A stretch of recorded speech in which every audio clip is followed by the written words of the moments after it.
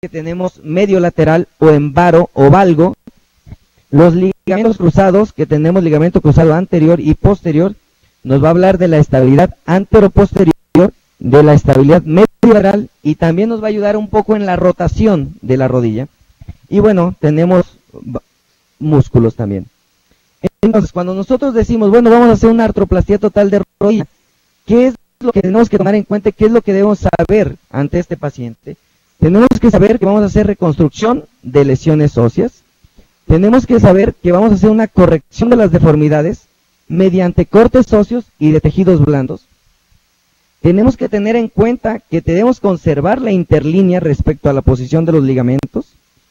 Tenemos que saber que la colocación de los componentes se hará o se realizará bajo un eje mecánico, y que la implantación de los componentes nos va a asegurar una estabilidad sin compresión excesiva.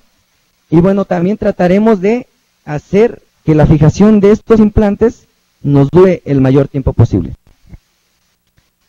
Como todo procedimiento, existen indicaciones, también existen contraindicaciones. Como tal, tenemos como absoluta aquella infección que esté latente o inactiva. En estos pacientes no se puede crear una prótesis primaria. Y como relativas, bueno, tenemos que una mala cobertura cutánea, una anquilosis, una buena posición de la rodilla, un mal control muscular de nuestro paciente, y bueno, una mala colaboración de él. Tenemos que hacer una valoración como tal, tenemos que hacer estudios clínicos y estudios analíticos, en donde en la clínica nos enfocaremos principalmente en lo que es la historia clínica, en la exploración general. Tenemos que saber que nuestro paciente no tiene alguna otra alteración, como es la cadera, como es el tobillo. Tenemos que saber cuál es su balance ligamentario. Tenemos que enviarlo a odontología para descartar cualquier proceso infeccioso en cuestión de caries. Y bueno, en cuestión analítica tenemos que descartar alguna enfermedad sistémica sin contraindicar el procedimiento, pero debemos de saber qué enfermedad sistémica tiene. Tenemos que reservar sangre. Tenemos que decirle al paciente que puede ser una autotransfusión. Y bueno, el examen general de orina aquí en este padecimiento es muy importante, porque siempre hay que descartar cualquier proceso o cualquier foco infeccioso que pueda tener en otro lugar. Y bueno, cuando se algún banco de huesos, siempre hay que tener consentimiento informado, porque bueno, se considera como un trasplante. Hablando de la radiología,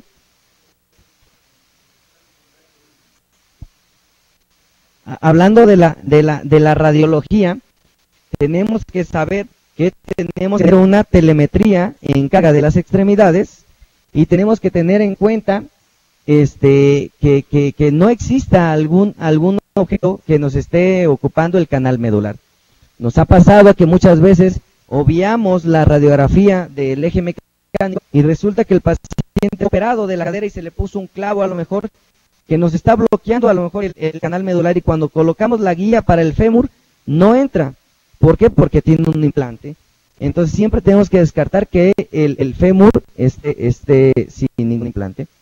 El ingreso de un día antes a sala de quirófano, bueno, está en controversia. Hay gente que los ingresa un día antes, hay gente que los ingresa el mismo día. Antibioterapia profiláctica está comprobado que funciona. Las heparinas de bajo peso molecular hay que indicarlas, y las medidas físicas para la prevención de tromboembolia pulmonar es muy importante. ¿Qué función tiene nuestra articulación patelofemoral? Disminuir la fricción entre el mecanismo del cuádriceps y el fémur. ¿Qué ventaja mecánica nos va a dar esto? Que nos va a incrementar el brazo de palanca de nuestro cuádriceps. Hablando un poquito de movimientos de la rodilla, si nosotros lo vemos ágil o es visto de lado, nuestra rodilla se mueve en flexión, extensión. Cuando lo vemos en un plano frontal, o que si lo viéramos de frente, nuestra rodilla se va a mover en varo o valgo. Si lo vemos desde un plano transversal, que es visto desde arriba, nosotros tenemos que hacer rotación interna y rotación externa. Y bueno, para hacer flexión y extensión se combinan los movimientos, como es la rotación interna y la rotación externa. ¿Qué rango de movimiento solemos tener? Aproximadamente un 0 a 140% de flexión. Pero bueno, este rango va a depender de cada morfología de la rodilla. Hay morfologías muchas que no nos logran una flexión tan grande, que es 140, y logran menos. Y bueno, también dependerá de la posición de la cadera. Y bueno, hablamos de que el movimiento en la rodilla es más complejo que en la cadera. Por lo tanto, los diseños que están hechos para la rodilla son más difíciles de reproducir. Por lo tanto, la longevidad de nuestras prótesis será muchísimo menos que las prótesis de cadera. Bueno, ojalá y se pueda ver en las otras sedes, donde estamos viendo unas radiografías, en donde en una proyección radiográfica que es de las dos rodillas, vemos que en la rodilla izquierda prácticamente existe pérdida del espacio del espacio articular, existe esclerosis también, y existe también la presencia de osteofitos marginales. Vemos dos proyecciones laterales, en donde en una, principalmente la de arriba, vemos lo que es la esclerosis en subcondral, y bueno, en la proyección lateral de abajo, vemos como prácticamente la parte posterior está prácticamente lleno de osteofitos, todo por el lado degenerativo que tiene el paciente en esta rodilla, y vemos también como la patela prácticamente está casi fusionado con el fémur. Bueno, otra imagen, vemos también la degeneración que tienen ambas rodillas. Prácticamente ya existe una desalineación de la rodilla, ya existe una incongruencia prácticamente, como si estuviera subluxando. Y cuando vemos la telemetría, por eso es bien importante saber, vemos que el paciente tiene un varo ya muy marcado. Entonces vemos como el compartimento medial prácticamente está sin espacio en las dos rodillas. Otra radiografía, vemos una radiografía posterior, en donde vemos que el compartimento lateral prácticamente está chocando lo que es el cóndilo del fémur con el platillo tibial. Y bueno, vemos que existe un valgo muy pronunciado. Bueno, en cuestión ya hablando un poquito más del procedimiento quirúrgico, bueno, se puede realizar mediante varios accesos quirúrgicos, ¿no? Que el que nosotros utilizamos principalmente el anteromedial, que es el acceso clásico, hacemos a través del tendón cuadricipital. Pero bueno, tampoco hay que olvidar que existen otros accesos, ¿no? Que es el subvasto, y bueno, cuando hemos hecho en la literatura que es una deformidad en valgo, se puede utilizar lateral. Bueno, estas son las imágenes de donde es el acceso prácticamente hacemos una tenotomía del cuádriceps, y bueno, para entrar a lo que es la articulación de la rodilla. El acceso subvasto, el vasto medial, lo disecamos y lo levantamos sin hacer ningún corte, no desinsertamos ningún músculo, y bueno, la recuperación de nuestro paciente es muchísimo mejor. El acceso lateral, bueno, es el que comentábamos. En lo particular, cuando hay un paciente en valgo, yo nunca utilizo un acceso lateral, siempre es por anteromedial. Bueno, y también por resumir un poquito donde trabajamos, es la ciudad de Taxco, que la gente que no conozca es un pueblo chico, y bueno, que es su tiempecito para que venga a hacer su visita. Y bueno, en cuestión de los cortes óseos, hay que saber que se tienen que hacer cortes óseos tanto en el fémur como en la tibia. Y bueno, cuando hablamos del corte del fémur, la osteotomía distal nos va a hacer la referencia para hacer nuestro eje diaficiario, que prácticamente en general son 5 a 7 grados de valgo. Pero bueno, no hay que olvidar eso, que se tiene que hacer bajo una medición. Esto no se tiene que hacer como por receta de cocina, hay que hacer la medición. Y bueno, después de nuestra osteotomía distal, hay que hacer la osteotomía, el corte anterior, el corte posterior. Ya que tengamos estos dos cortes, viene nuestro diseño de prueba, que bueno, en cuestión de la rotación, que en general son 3 grados de rotación externa. Y bueno, hacemos la medición para hacerle a los cortes. Cuando hacemos el corte de nuestra tibia, se puede utilizar guía endomedular o guía extramedular. Y bueno, siempre no hay que olvidar que existe una pendiente posterior de nuestra tibia, que le llamamos slope. Y bueno, hay muchos autores que no utilizan ninguna pendiente, que lo dejan a 0 grados. Y bueno, yo soy de la idea de que entre más anatómico sea, siempre será mejor. En cuestión de el corte de la rótula, también hay mucha literatura actual en donde no hace ningún corte a la rótula, pero bueno, la explicamos y cualquier duda que surja entonces, pues bueno, lo podemos discutir con muchísimo gusto. Bueno, aquí en cuestión de la medición, se hace para ver qué altura tiene nuestra patela. Nunca hay que olvidar que debemos dejar aproximadamente, a los que les guste cambiar la patela, hay que dejar un espesor de 12 a 15 milímetros, porque si no corremos el riesgo de que la fracturemos. La prótesis total de rodilla, los expertos mencionan que es una cirugía de patas blandas. En lo personal, yo creo que la deformidad en valgo sí es una cirugía de partes blandas, pero la deformidad en varo yo creo que sí también es una cirugía de partes óseas, por lo cual la deformidad en varo corrige mucho con la resección de osteofitos, pero si en dado caso no lo corregimos con la resección, podemos hacer a las estructuras que es el interno, al ligamento cruzado posterior, hacia el membranoso y a la cápsula posterior. Y bueno, en la deformidad de valgo siempre el ligamento lateral externo, la parte proximal, la cápsula, la parte lateral, el popliteo y también la cibata.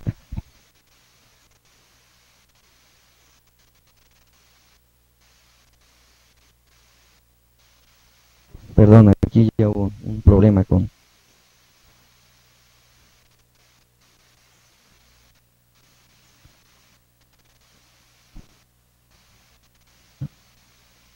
Ajá.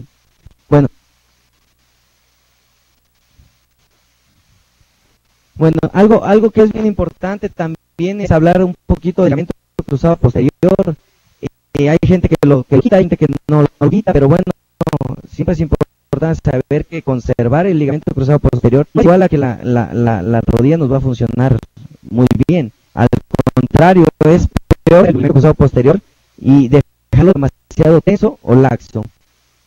Entonces, existen escuelas y escuelas muy importantes en Nueva York, protocolos que sacrifican el cruzado posterior.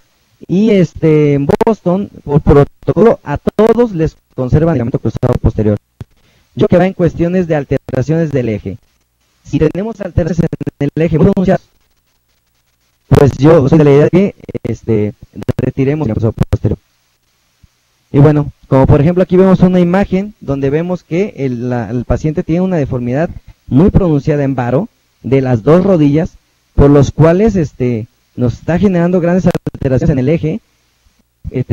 A lo mejor hay un paciente que pueda tener cirugías previas, o puede ser que haya tenido fracturas que nos hayan ocasionado deformidades, tanto no se debe de conservar el ligamento cruzado posterior.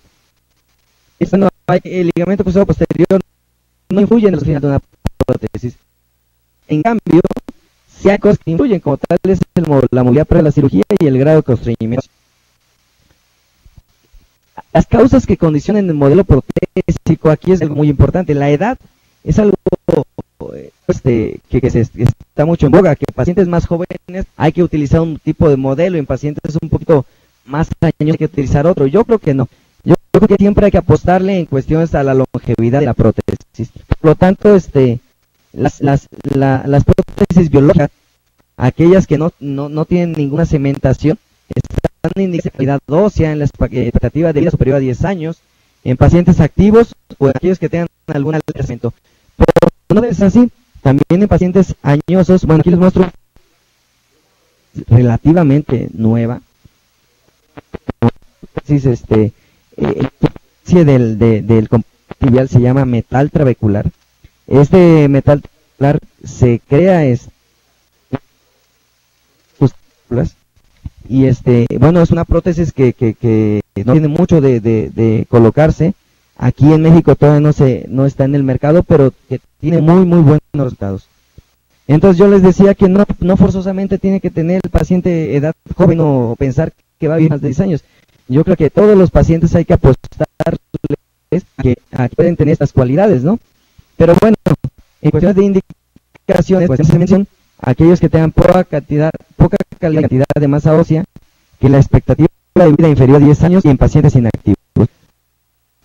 Pero aquí hay una imagen que ya se ve que en los pacientes cualidades estamos usando un pequeño vástago con la finalidad de que la fuerza se transmita hacia la diáfisis y no se quede en el hueso trabecular y no se afloje nuestra prótesis. En cuanto al eje no alineado, bueno, a grandes deformidades hay que utilizar una prótesis ya con un grado mayor de constricción. Ahorita explicaremos qué es una prótesis constreñida. Bueno, los defectos óseos siempre hay que tener en cuenta que hay clasificaciones funcionales, en donde los defectos óseos no contenidos van a afectar a hueso esponjoso y cortical. Defectos óseos contenidos afectarán la cortical. Defectos óseos masivos afectarán la esponjosa, cortical y nuestra diáfisis. Y siempre hay que recordar que el defecto en la radiografía siempre será menor al que se encuentra en el momento de que vamos a operar. Entonces aquí vemos el contenido, un defecto contenido también, un defecto óseo masivo, donde ya se afecta toda la metáfisis y parte de diáfisis. Y bueno, hay que tener en cuenta que si el paciente tiene cirugías previas, siempre hay que utilizar la incisión cutánea. El paciente puede tener problemas vasculares y el paciente tiene cirugías previas, hay que recordar que se puede lateralizar nuestro componente, que donde se realizó una osteotomía, ahí podemos encontrar un callo óseo, y en aquel que también se avanzó la tuberosidad tibial anterior, la alineación de referencia posiblemente no sea la más idónea. Entonces, las plantillas que se utilizan en la rodilla es unas plantillas que no tenemos en la cadera, nos proporcionan mayores expectativas, y en cambio en la rodilla, pues de alguna manera solamente nos orientarán el corte y el tamaño de nuestro componente. Por lo tanto, si el componente es pequeño, hay algún peligro en fracturar la corteza anterior, bueno, habrá tirantez o aumento del recorrido del cuádriceps. Y bueno, en cuestión de la tibia, pues solamente comentarles que siempre se utiliza el anterior posterior. Y bueno, pues un poquito de Taxco, también les presumo de una ciudad que es igual a Guerrero. Tenemos la laguna de Tuxpan, que actualmente está su feria, y que también están cordialmente invitados. Sí, la posibilidad de conocer la ciudad, un poquito de calor, pero por eso hay un poquito ahí de agua para que se refresquen. Y bueno, ya de componentes. Tenemos que la prótesis se va a hacer de 3 componentes. El componente tibial, el inserto y el componente patelar. Ojalá y allá les llegue muy bien la imagen. Estamos observando cómo se hizo la incisión. Hizo entonces ya prácticamente está expuesto lo que son el fémur. Y bueno, vemos que existe un desgaste muy avanzado de nuestro cóndilo femoral. Podemos hacer las mediciones también, tanto en el fémur, hacemos mediciones en la tibia. Aquí ustedes estamos utilizando en la tibia una guía extra. La radiografía de la derecha, estamos colocando el componente de medición para el platillo tibial. Aquí estamos colocando en la radiografía de la izquierda nuestra componente de prueba, y en la derecha estamos colocando unos clavillos para fijar el componente de prueba de nuestro fémur. En la radiografía, en la imagen de la izquierda, estamos viendo cómo se está colocando el inserto, y después de esa colocación del inserto ya hacemos la extensión, flexión y corroboramos estabilidad de nuestra rodilla. Y bueno, la imagen de la derecha un poquito impactante, ver cómo nuestro fémur ya tiene los cortes hechos, y ver cómo nuestra tibia también ya tiene los cortes hechos, ya para esperar la implantación de nuestra prótesis. Se hizo una prótesis cementada, donde cementamos el componente tibial, y después estamos colocando ya el componente femoral, donde también se cementó. Si se dan cuenta, o sea, si ya un poquito la atención del componente femoral es negro. En este paciente se comprobó que tenía alergia a metales. ¿Cómo se comprobó que tuviera alergia a metales? Mediante la paciente que tenía rechazo por la bisutería, cuando se colocaba aretes, cuando se colocaba alguna esclava, presentaba algún. Entonces, en este tipo de pacientes, prótesis se puede utilizar. Entonces, es una prótesis especial que se llama Deoxinium, que es para pacientes que tienen este tipo de padecimientos. Esa imagen negra, el componente está bien. Bueno, ya hablamos un poquito de lo que es retener o no el ligamento. Ojalá y haya alguien en el foro que nos pudiera hacer alguna de esto, o lo que ustedes pudieran opinar en si lo retenemos o no, ¿sí? Y bueno, les comenté que les iba a hablar un poco de lo que es constreñida. A veces entendemos que la prótesis constreñida significa apretar, cuando realmente no es lo correcto. La prótesis constreñida o constricción, el sustituir, que nuestro diseño de la prótesis sustituya anatómicos. Por lo tanto, cuando tenemos ligamento cruzado posterior, la única estructura que se está sustituyendo es el ligamento cruzado anterior. Entonces es el menor grado de constricción. Sigue cuando sustituimos el ligamento cruzado posterior. Entonces ya se sustituyeron dos estructuras. Sigue aquella que sustituye el ligamento colateral interno, el ligamento colateral externo. Ya se sustituyeron 4 estructuras, y la último grado de constricción es aquella sagra o tumoral, donde prácticamente sustituimos hasta el componente óseo. Entonces, ¿cuál es el objetivo? Pues utilizar el menor grado de constricción que nos otorgue un resultado satisfactorio. Y bueno, existen otros diseños que son diseños de alta flexión, prótesis de revisión, hemiartroplastías y de tamaño específico.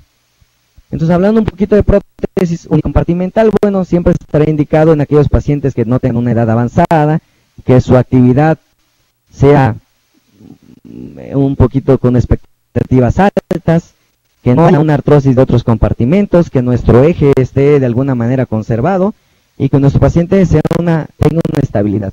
En este caso, fue un paciente en la parte medial de la rodilla, se le tomaron radiografías, pasó desapercibido, el paciente continuaba con dolor. Sin embargo, no se tomó la precaución adecuada, pero ya en la radiografía anterior podríamos observar una imagen de radiología que decimos, bueno, eso no puede ser normal, pero a veces se deja pasar. Ya cuando se hizo la resonancia magnética, ya se son hiperintensidad del cóndilo, que nos habla de una necrosis como tal. Bueno, este paciente, debido a la necrosis del cóndilo, bueno, se colocar una prótesis únicamente dado afectado. Este es otro caso donde ven muchas prótesis compartimentales de la parte del compartimento lateral, y bueno, ahí colocándose una prótesis. La prótesis femoropatelar, igual indicada en pacientes de edad no tan elevada, su actividad, expectativas altas, que también afecta a otros compartimentos, el eje y la estabilidad. Y aquí vemos cómo en la radiografía se ve todos los compartimentos, el medial, el lateral, se ven conservados. Solamente en la proyección axial vemos que existe una lateralización de la patela, prácticamente un roce. Y bueno, cuando se abordaje quirúrgico vemos que el cartílago que existe está totalmente desgastado. Y bueno, hay una prótesis que es muy curiosa, bueno, no curiosa, pero cuando la podamos observar decimos, bueno, nada más tiene el fémur, ¿no? Se les olvidó la tibia, pero no, y ya tiene el polietileno, ¿no? El inserto que va en la tibia, ya lo hacen con la forma de la tibia.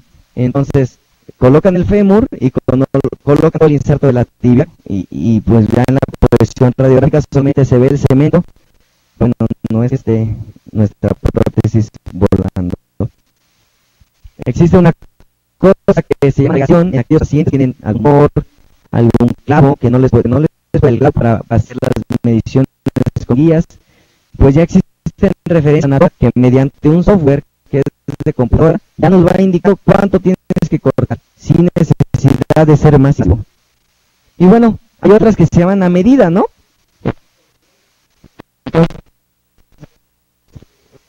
En este proceso se hace bajo resonancia magnética, donde por la resonancia magnética ya te calculan los cortes de tu rodilla.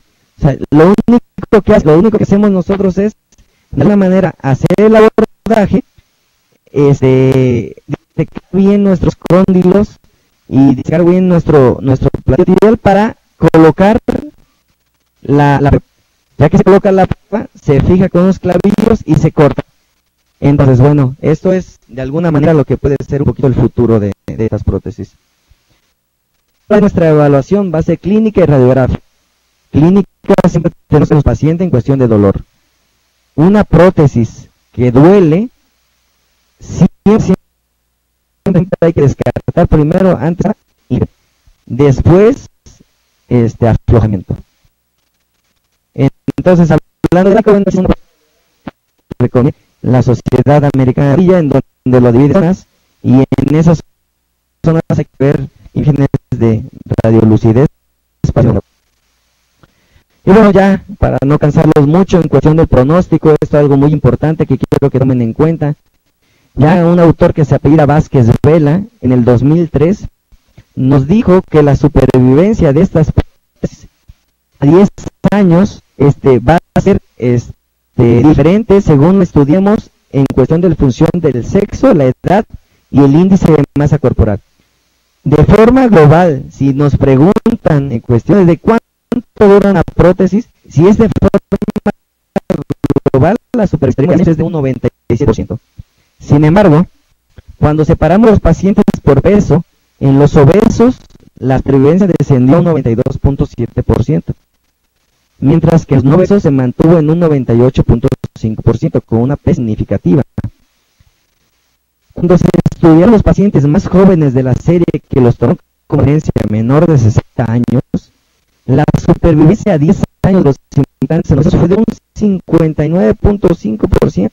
Eso queremos decir que de 10 prótesis que pongamos, 6 se van a cambiar prácticamente, 4 se van a cambiar prácticamente en menos de 10 años, que es una cifra alarmante, ¿no?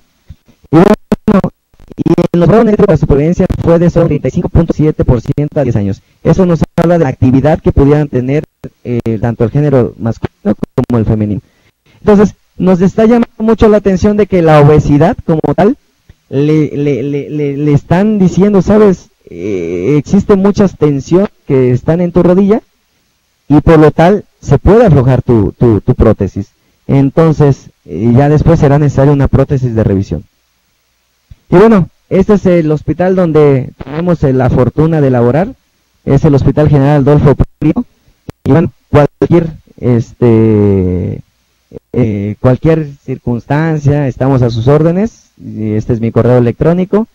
Y bueno, agradezco la atención prestada y espero no haberlos hecho un poco tedioso nuestra plática. ¿Hay alguna pregunta en las sedes?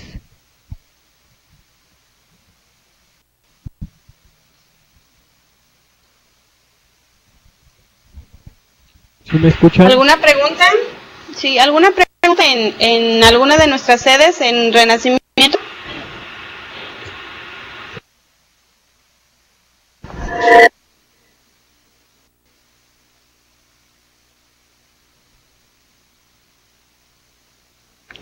Sí, en la 01 no tenemos ninguna pregunta. Gracias y felicidades al ponente. Bueno, pues al parecer no tenemos ninguna pregunta tampoco aquí en oficinas centrales. Pues agradecerle al doctor su excelente ponencia y felicitarlo. Todo muy claro y muy bien. Gracias, doctor.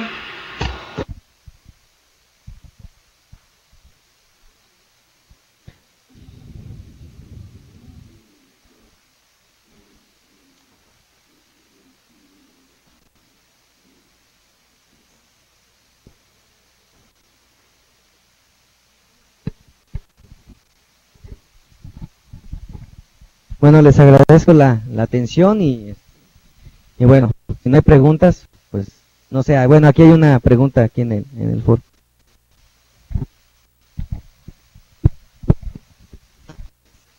Muy bien, buenas tardes, doctor, felicidades por el tema. La ortopedia últimamente ha evolucionado de una manera tan maravillosa, y esto es un ejemplo de lo que sucede actualmente, no solamente en México, sino en el mundo. Y pues qué bueno que tenemos a gente con la calidad de poder resolver este tipo de problemas aquí en esta institución. Y más que nada, pues es mi comentario, que aquí la gente que estamos aquí nos enteremos de lo que en esta unidad somos capaces de lograr. Y pues un comentario pues para que vean que esto es algo que en la unidad se está realizando, que se puede realizar. Obviamente los costos de este tipo de cirugías son altos, pero los implantes tienen un costo que desafortunadamente el Seguro Popular no cubre. Muchas gracias, doctor.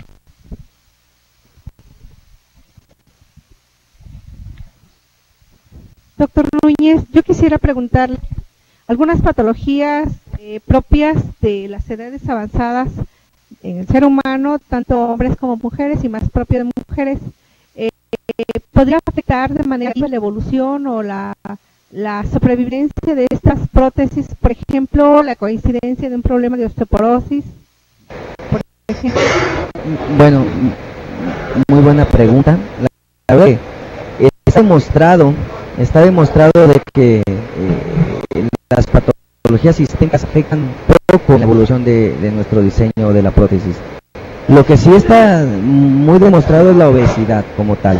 La obesidad, nosotros en nuestra rodilla, cuando colocamos un implante, ese implante va a descansar sobre una superficie trabecular, que es hueso esponjoso. Entonces, cuando nosotros colocamos esa prótesis en ese lecho, le estamos apostando a que de alguna manera ese lecho esté soportando las tensiones de carga.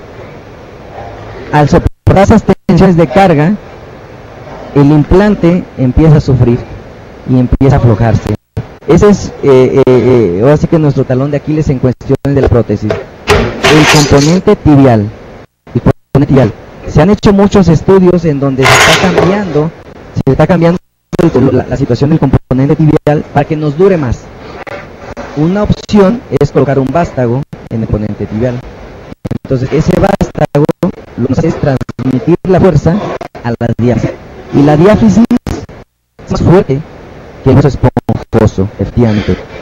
En cuestión de alguna enfermedad, no, o sea, hay enfermedades que nos pueden condicionar este tipo de patología, como la artritis reumatoide. Eso está demostrado de que una enfermedad autoinmune nos degenera nuestra articulación, pero en general este tipo de procesos se hacen en pacientes de edad avanzada, donde nuestra osteoporosis está presente. Entonces, de alguna manera sabemos que la osteoporosis es algo que ya está acompañado al paciente.